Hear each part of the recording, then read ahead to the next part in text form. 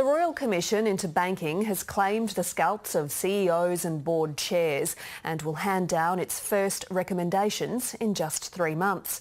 But as the next hearings begin, farmers and their representatives are angry that just 4 days have been set aside to unravel years of complex issues.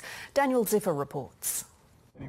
Once, this land was part of Bill Mott's $22 million farming empire. 3 years ago, he lost it all when the NAB foreclosed, he says, to cover up the bank's own maladministration and fraud. Well, it's cost me my marriage. It's isolated the children. It's not only isolated them from me, but also isolated them from each other. The farms that were supposed to be shared between his children were sold for just $8 million 3 years ago. You'd worked for your whole life. Someone comes along and said, oh, well, you know, that's not yours anymore. It was the fury in farming communities about bank behaviour, particularly in relation to the forced sale of farms, that led some in the National Party to defy their coalition partners and push for a royal commission. But the commission has set aside just 4 days to untangle years of issues with farm finance.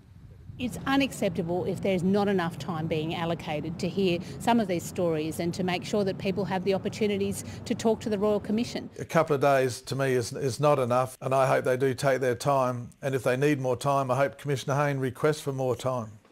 Bill Mott travelled 3,000 kilometres to Melbourne hoping to get a hearing. But like more than 99% of people who made a submission, he won't be heard.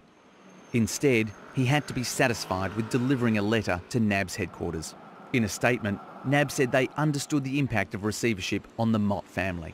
NAB met with the Mott family and their legal and financial advisors and together agreed to a receivership process and ultimate sale of the Mott properties. Bill Mott wants the Commissioner to extend the hearings devoted to farming.